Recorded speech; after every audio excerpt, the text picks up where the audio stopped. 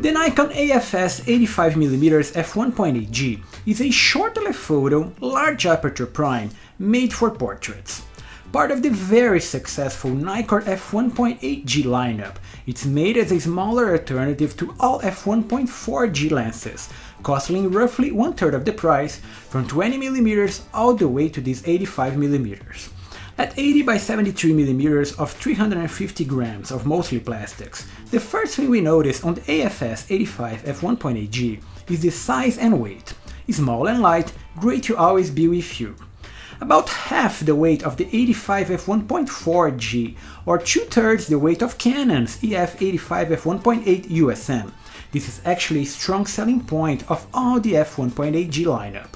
They are significantly lighter than the f1.4Gs, despite maintaining the overall usability and performance. The ergonomics are also fairly practical, sporting solely a manual focusing ring, supporting full-time manual operation paired to the all-internal silent wave motor, with a top distance window at the rear, all clear to use. The manual focusing ring does feel a little bit rough when moving internal groups, being somewhat imprecise, made better for you to use the AF at all times. The internal motor is silent and precise, with no shallow depth of few shots out of focus, despite it not being particularly fast. Here tested on the full-frame Nikon D800E, it was as easy as point and shoot, using mainly the AF center point. But it's not as instant as some Canon EF USMs, making me question its usability when shooting action. Finally, at the front, the plastic filter thread accepts 67mm filters that fit inside the supplied-in-the-box lens hood. And at the rear, the metal mount featured a rubber gasket to seal it against the camera, despite Nikon not declaring any form of weather resistance. It's overall very plastic and light, but not feeling fragile. It's an easy-to-use Nikon lens, made to always be with you. With a 9 elements in 9 groups optical formula, based on a double Gauss design, with no specialty glasses like a spherical, ED, Super ED, or even the advanced nanocrystal coating, what the AF-S 85mm f1.8G delivers optically is great.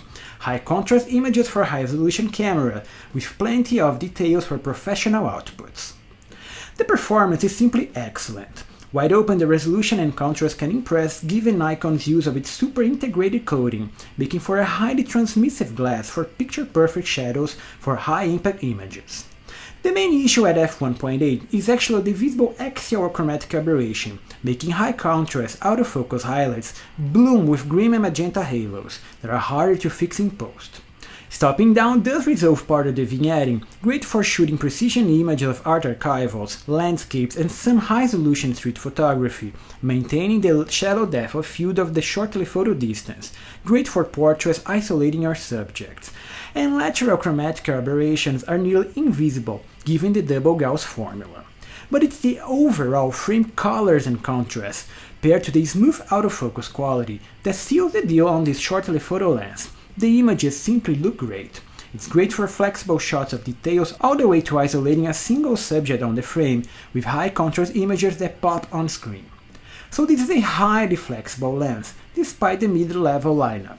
Nikon does produce an even higher-end lens on the f1.G market that brings two-thirds more light at a larger aperture.